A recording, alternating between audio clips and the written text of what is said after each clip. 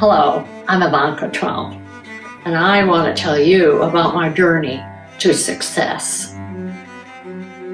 I tell you all my secrets in my new book, Ivanka Trump, Women Who Work. I've been working all my life. My first job, I was 6 years old. I was working hard at my lemonade stand on Fifth Avenue when I had a cop come and tell me I had to take it back upstairs. I did. It did not deter me. I put my lemonade stand up again in our penthouse, and I sold all of my lemonade to all of our servants. They shared with me their appreciation later on. I also had another hardship, my looks. Because I'm tall, beautiful, and people didn't take me seriously. But one person did, and that was my father, Donald J. Trump.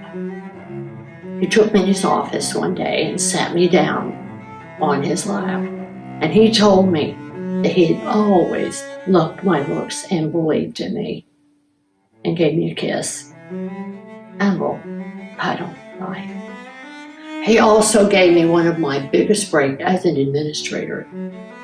I was one of the judges on Celebrity Apprentice. I was on it for 5 years. I had to sit next to Donald Jr., who's not too smart. And I got to fire Gary Busey and Joan Rivers because they did not share my work ethic. I'm also a fashion designer, and I made all these beautiful clothes I have on right now in my factory in China. That shows a good businesswoman. So I want all of you to be successful businesswomen out there, just like me. And here's my secret. You need to go out today, and you need to find a rich, big daddy. And you too can be a success. It's Laughing Through It with Carol Metcalf-Roth.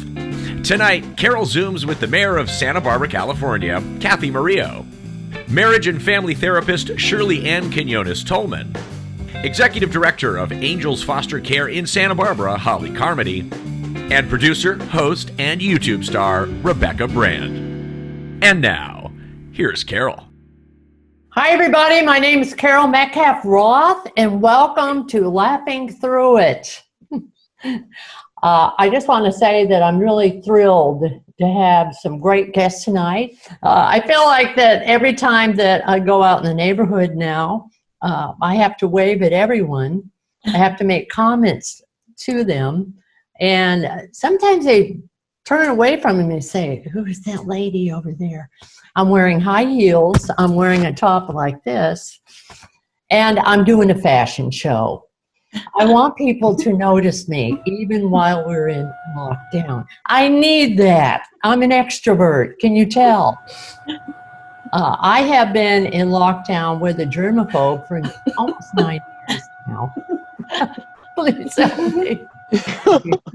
Dr. Bernard Roth. I have been living in a clean room.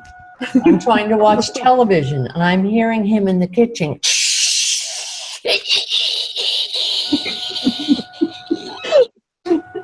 Cleaning glasses. I have hand sanitizer all over the house. I'm not saying that he stocks everything, like toilet paper and hand sanitizer. Well, we got a call from Costco and asked if they could start sending people over, and they'll pay us to give out the stock that we have. No, it's been crazy right now. I'm also a professor. Thank you. And I teach at Antioch. And I think even my students are a little confused because I teach online right now. And I had a video sent to me by a student in the master's program. It says, "I'm really disappointed. I thought that we'd have more face-to-face contact." I said, "Read what it says, online classes." So I think that we're all getting a little bit confused and kind of strange during what we're going through. I'll give you another example. Speaking of doctors, I called and I asked for Dr. Gonzalez, and I said I need to make an appointment. They said, "Oh, okay." So the woman comes on. She says, "Hey, how can I help you?" I says, "Well, right now I feel like I might have a kidney stone. I'm having some problems." I went into some embarrassing gynecological aspects there in detailing. And finally she said, "I'm sorry, ma'am, but this is an optometrist's office." All right. Well, we've had some laughs up front, and I'm so excited about the show. I would be remiss if I didn't introduce our fabulous two people that make it happen, okay? And one of them is the producer, a wonderful man, Dr. Bernard Big Daddy Roth. My husband, and he's also brilliant, and he's producing this show. Hi, honey. Hi, dear. Yes, I just want to welcome everybody to our show, and I know it's going to be a great one. Mm-hmm.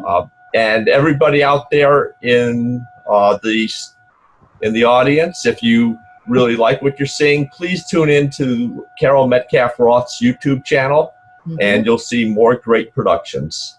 Thank you, sweetie. Hi, Justin Gunn. Hello, Carol. How are you? He's worked in Los Angeles. He's been a producer for over, 25 years, and he still looks 30, right? So I know how to I'll take it. Right? I like to have handsome men around me all the time. Started the grays finally starting to come in now. My pandemic. I have some color, okay? You always look fabulous, Carol. Social distancing, all right? That's right. All right. Well, you have a wonderful show. Thank you. Thanks, Carol. I have some phenomenal women, and I'm going to introduce all of them, and then we're going to start talking about different subject matter. The first lovely lady that I would like to put a focus on and camera on is someone I admire very much, and she is the mayor of Santa Barbara, California. Madam Mayor, thank you so much for coming, Cathy Murillo. You are phenomenal. I'm going to look forward to all your comments tonight. Honored to be here. Thank you. Thank you. The next lovely lady that I have on the panel tonight is Shirley Quinones-Tolman. She is a military veteran. She is also an ex-policeman. She is brilliant. She was one of my students at Antioch University in the master's program. She works with children and their families who are out there and trying to make it as best they can. So I honor you very much, and thank you for coming on tonight, Shirley. Thank you for having me, and thank you for inviting me. It's my pleasure to be here. And I love your lipstick. It's absolutely fabulous in the whole outfit. Thank you. I also am going to bring on now, so you can look at her, and she's beautiful too. And also someone I admire is Holly Richmond Comedy.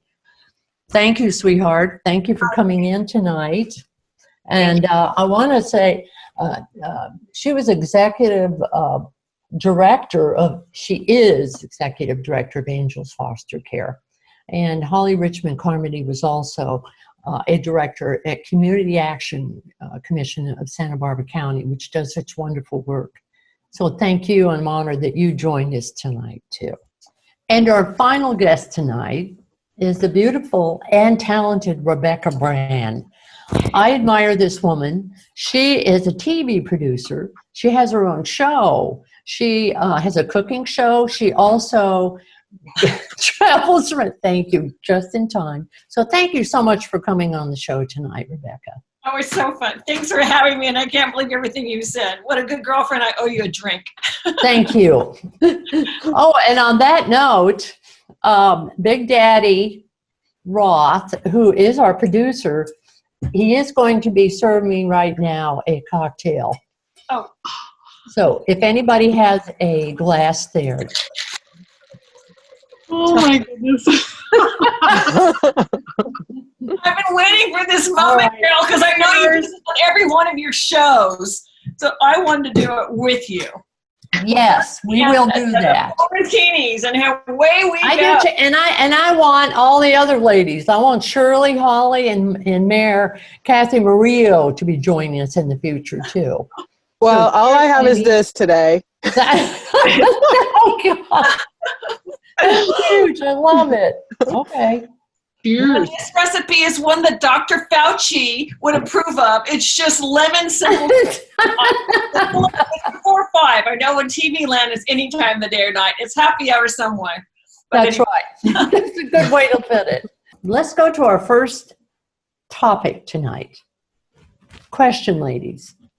How have you been adjusting to the socialization?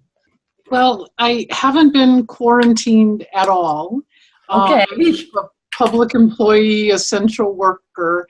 Yes. And on top of that, I live with my sister and a housemate, a guy who's like a brother to us. Oh, And- wonderful. And all of us have had essential jobs the whole time. So my sister works at Bevmo, and people need their booze. Speaking of booze. Cheers. And, and my housemate, Robert, works at a sign company. So he's been making signs, coronavirus signs, since March. And so really the socialization part that I've been missing out on are the events where I might see Rebecca, where I might see Holly at, an event related to an agency. And that is starting to wear on me. I'm missing people. And Facebook throws up memories, and you look at a picture and you go, wow, we're standing close together. Because now we're so careful, right? And I realize I'm breathing somebody else's breath. I haven't really been isolated the way some people are. And then we've been having our city council meetings, and that's a lot of contact with the public and with my council members, though at a distance. So, but I sure miss our old way of life. Carol, I really do. It's been difficult, especially being a therapist for children. I really like to connect with my clients and observe body language. And it's challenging when you're trying to pick it up over Zoom. And so it's also made me more creative when it comes to the socialization with my clients, because I will be talking about something, bringing out a game, and a lot of the times, because they're kids, I'll bring in their parent and have them play games with their parent. Which has been fun for the kids, don't get me wrong, because if I put a challenge like, okay, if you can't answer my question, you get to clock like a chicken and dance around like there's bees following you, then you can see that the parent says, I'm not doing that, and the kid says, I win. So it's gotten a lot of like, we'll take you out to dinner next time or something like that whenever coronavirus is over.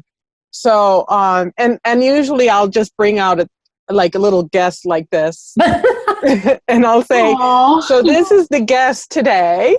And I'll use it as a puppet. But so creativity has been big, but I miss it. I miss, it's better connected when you can feel the feeling. Holly, can I pay you a compliment? You always have that beautiful smile, and you always look so upbeat. Thank you. Thank you. How do you do that? I think I'm just a happy person. I do not think about it. It's just the way I am. But in terms of what the adjustments that I knee jerk just immediately made when we had to all start social distancing was more like at work, more Zoom meetings. We're Zooming all the time. And at home with my family and my children, we discovered House Party, which is wow. Cheers.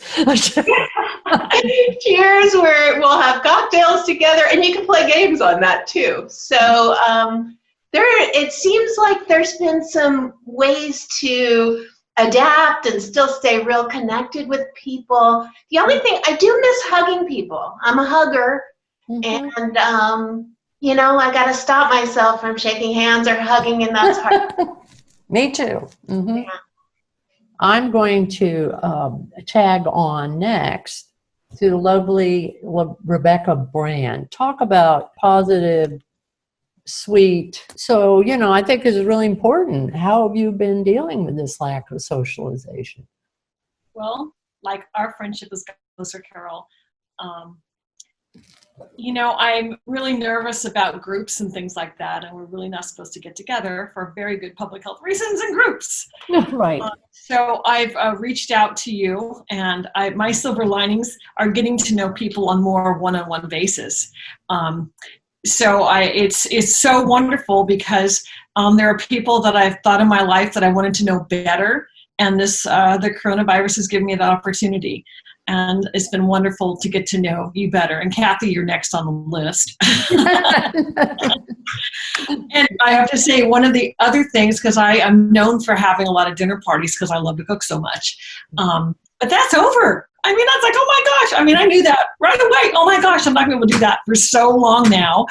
So what can you do in the meantime? And so my, I'm into social media, and for people that don't know me, I do a lot of the films or videos or pieces I do are all over YouTube and on Facebook and all these things. And so that became my new backyard. And so all hours of the day or night, because I found out nobody's sleeping through coronavirus. Everybody has the weirdest hours. And I'm realizing, you know what? I will just play in the sandbox with anybody. Just go on Facebook and keep me entertained. At 2 o'clock in the morning.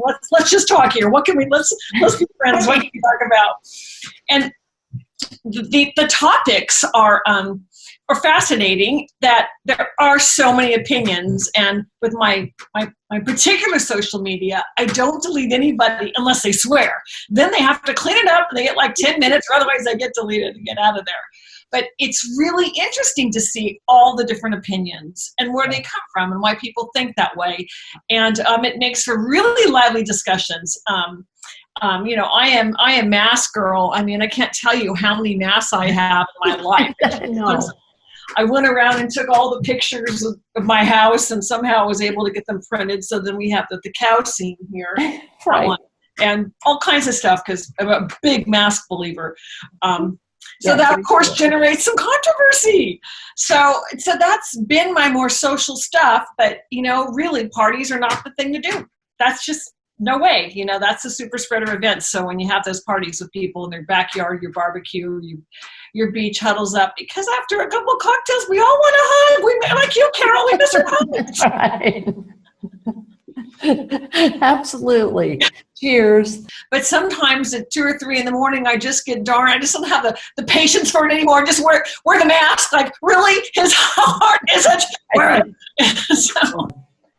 It's interesting, just tagging on to you, Shirley, the way I've gotten an uptick of hearing from people about being sad, depressed, and also my veterans in particular. How can I help? Because they feel like they need to be called back to duty in some way to help, but they don't know what their mission is. Well, I have to agree. Invisible. I have to agree with that, because I've been feeling that way. And so I'm like, well, can't I enlist again? Can I?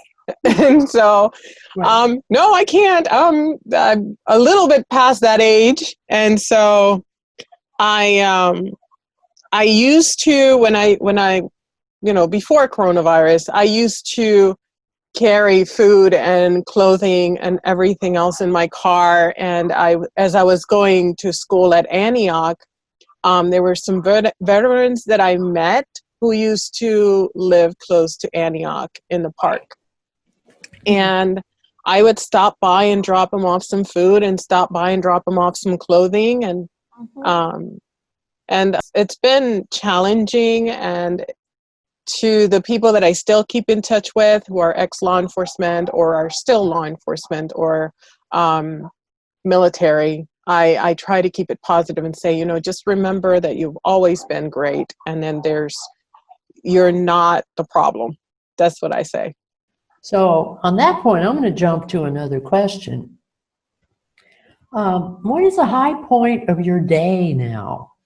I must confess that at 7 a.m, I wake up every day and I tell my Kindle to play merengue for me. Okay. And I say, can you please play some merengue? And I have 4 puppies, and my 4 puppies will take turns dancing merengue with me every morning. That's great. So that's the highlight of my day. I like to start my day happy, and so I will get up. It doesn't matter how tired I am, and I'll say, well, I need to dance with the dogs, otherwise it's not the right day. Is being in nature and being in the moment, saying, I'm so lucky to be alive, and it inspires me to inspire others and make them feel happy. Cathy Murillo, thank you for being positive. You're welcome, Carol, and you helped me out. You're one of my favorite people on Facebook. Thank you. But I have 2 new kittens. Oh, great! Oh, no! And I've had them for about 3 weeks, and so my legs are all scratched up. If you've ever had a kitten, they kind of think you're a tree and they try to climb you. Tree. And I've always been a dog and cat person, and so we went for 2 kittens.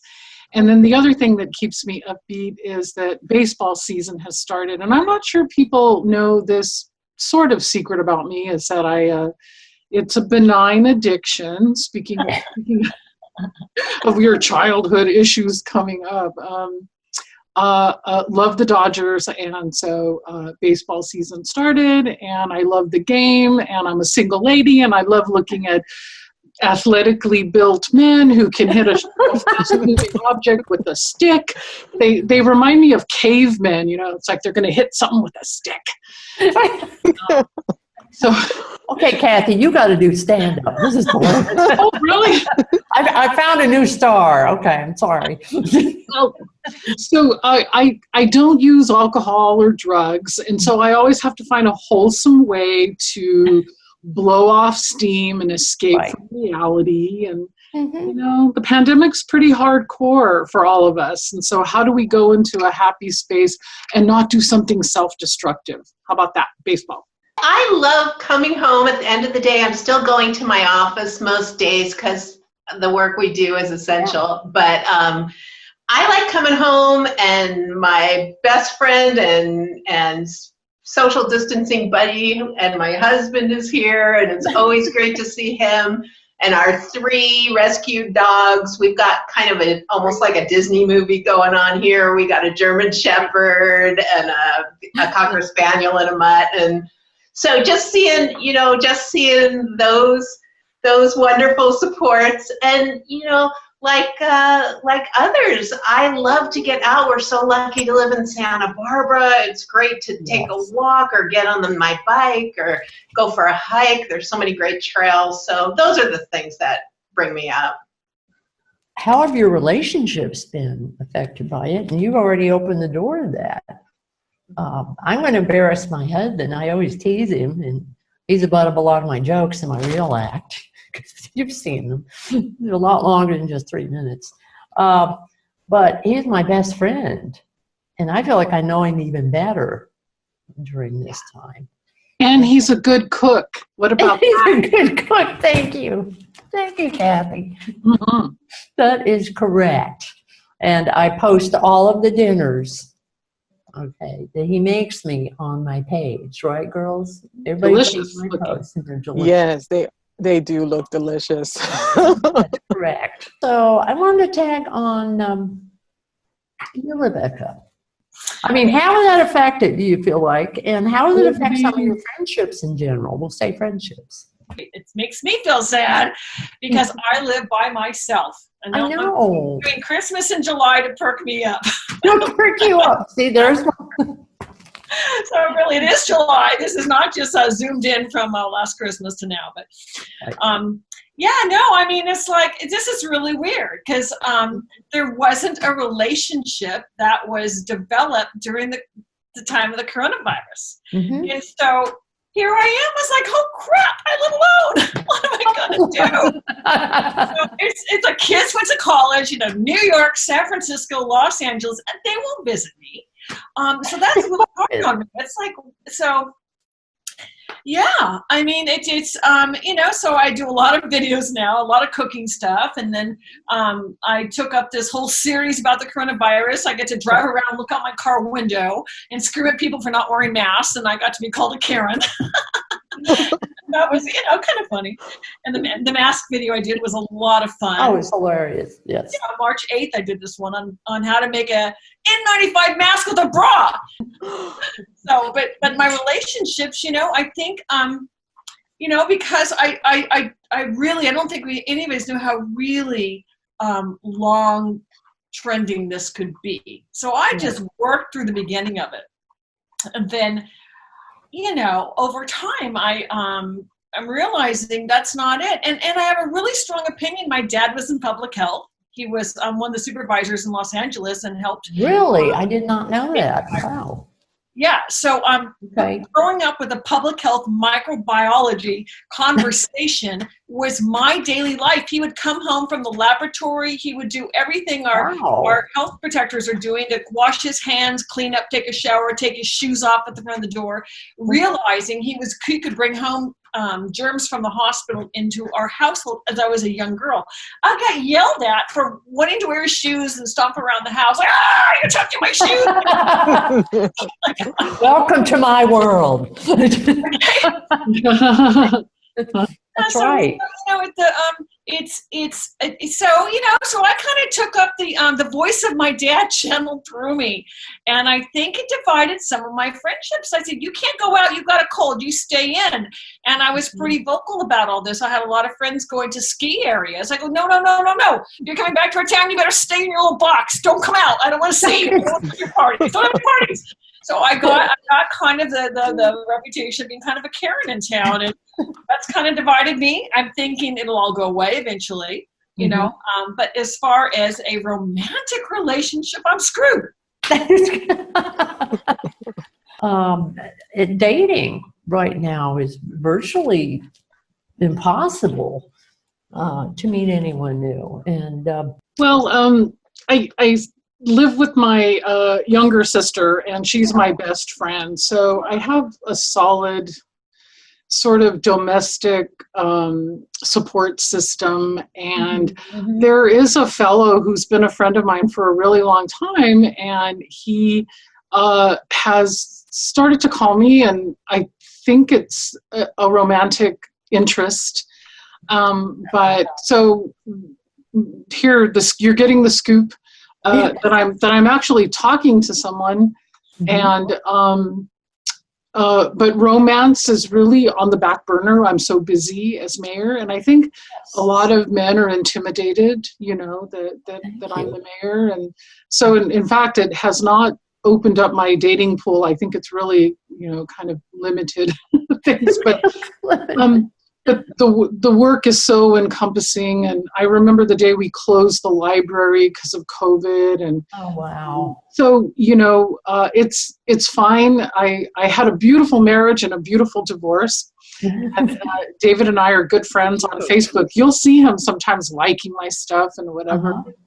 I'm going to write a book called How to Break Up Nicely. Because the thing too about so one day they're family, and the next day you're like, I hate your guts. That doesn't make sense to me. So we broke up very nicely, and so it's about me and my kittens right now, and then I'm just talking to somebody on the phone. That's all the juicy gossip that I have for you at this point. What do you think we're doing right now as a community to come together during this crisis? And how do you feel that we are building a resilience and creating opportunities during this pandemic? I think that even though we need to wear masks, so I do agree with Rebecca. Yes. I just do my part to try to keep everyone engaged and smiling. And even though a lot of my family is in Puerto Rico, and so I have an aunt, she's in her 80s, and she does everything that a 40-year-old does. And she keeps up. And I always reach out to her, and sometimes we end up talking for like an hour and a half on the phone. I'm very friendly, and I miss that piece. So if I see someone, you know, I get overly like excited, and it's great to see you. And Yeah. even if it's from 6 feet apart, it's still, it doesn't fulfill the need to hug, but it fills the need for connection. Cathy, may I call you Cathy? I'll just call you Yes, please. Cathy. Your work that you do as mayor is so stellar, and being in a political position, I can only imagine what it's like. So how do you stay so wonderfully balanced and focused on the main reason that you are in your office, and that's to make sure that we keep going in Santa Barbara as a community? How do you do that? Every job is challenging. So I think about that sometimes. Would I be doing something else? But I remember in 2017 when I ran for mayor, I realized I'm the only woman in this whole city that has the courage to run for mayor. Because I got to tell you, it takes courage. Yes. I'm not somebody that was born, I think I'm not an extrovert. Even you say that, Carol, but when I look at myself, I enjoy my solitude sometimes, and but I'm good at public speaking, but it's not like my favorite thing, to tell you the truth. Okay. So I had to pluck up my courage to run for political office, and I examined my values, and I care about the environment. I help other women get elected to office.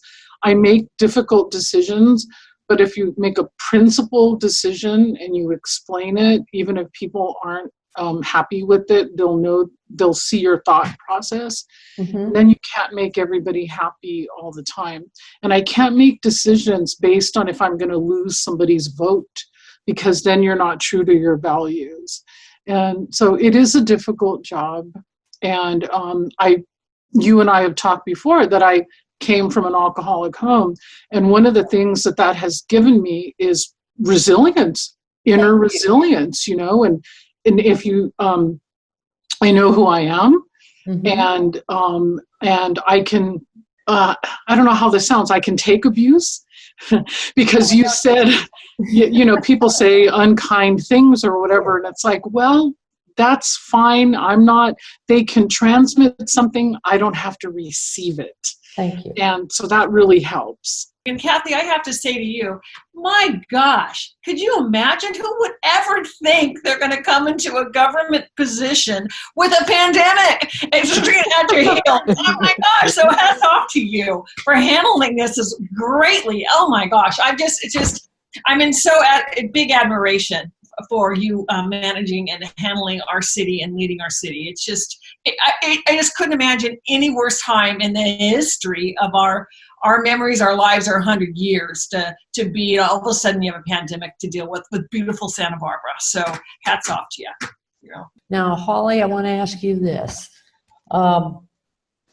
Because you work with the foster system and you have this pandemic going on, and you're working with babies, literally, and mothers, how has this affected you in your view of working with these wonderful children and mothers, how do you help them develop resilience?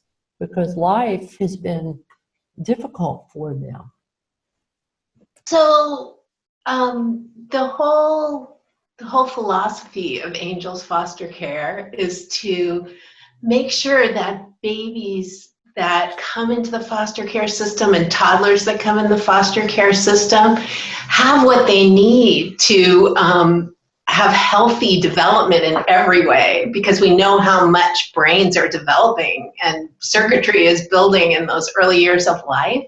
Yeah. So I believe that just making sure that these babies are in a loving home with caring, trauma-informed parents that are fostering them, that's building their resiliency. I mean, those little babies are gonna grow up and they're gonna have a bright future. I know they are, and so I think it's just kind of built in to having these amazing, amazing families come forward and say, okay, we're going to find space in our family and our home. We're going to love this baby who needs us, this vulnerable little baby. And that little baby is going to be resilient because of that love and care. So that part's amazing. The thing that just blows me away is that there's so many people who have come forward and said, how can we help during the pandemic? People who have fostered in the past have come forward and said, our family's pretty much complete. We are moving on with our lives, but we're back in. If you need a family to care for a baby or a sibling set, we're there for you. You tell us how we can help. And that's not unusual. We've had a lot of people come forward like that. And I'm just bowled over really by our community and how if you ask for help, it's amazing. People, even though everyone is struggling and suffering, people just step forward to help in every way they can. So it's such a testament to how great a community we live in, and just doing what we do, just being there for the birth parents who are trying to get their lives together, the foster parents who are caring for the kids, and most importantly, the children themselves, is building resiliency in our whole community. So yeah, I think it's there and it's happening. Wow. Thank you for sharing that. And on that note, working with children, do you feel like when you use music and art and laughter around them, that makes them feel secure and helps them build resiliency by creating? Absolutely. Children, even the youngest babies, pick up on their environment, and yes, anything that helps us all feel wonderful, like music and art, and of course laughter. Babies love laughter. They love to be around that, and it's healthy for them. It helps them grow. So important. At one point in the past, I did work with Child Protective Services as an investigator. Yeah. And when you first walk in, the kids are usually scared, especially the young ones. But because I'm a big kid, I still watch cartoons. So Really, me too. if I would walk in a room and see either SpongeBob or one of the other cartoons, I already knew the whole song. And I would just open it up by singing whatever song it was related to that cartoon character that the kid was holding on to. And it helped the kids feel like, oh, she's one of us. Yes. And they knew that I was there to keep them safe. And so now when I conduct my therapy with the kids, I use a lot of humor. I bring my puppies sometimes. I have a little tiny puppy like this big, and I bring her in the room, and it helps them stay focused. We draw sometimes, and so definitely music is big and art is big, and especially for the little ones, music and being able to relate to them is amazing. I think this has been a fabulous time together. Have you ladies enjoyed coming on? And Very much. Yes. Absolutely. You're all beautiful. I love you all. And let's spread the word that I want to have a show and keep this going, and people coming in and just talking about different topics and what's going on right now in a positive way. So let's do it. And remember, laughter is the best medicine. All right, that's the end of our show. I want to thank everyone for tuning in to Laughing Through It today. And I want to thank my wonderful guests that we had. I want to thank Mayor Cathy Murillo. Thank you, Cathy. Rebecca Brand. Cheers. Cheers. Shirley Quiones Tolman. Thank you. And also the one and only Holly Richmond Carmody. So thank you very much for coming on the show. It's great. That's so much fun. Thank you. Thank you. Love you, Carol. I love you. Love you, girls.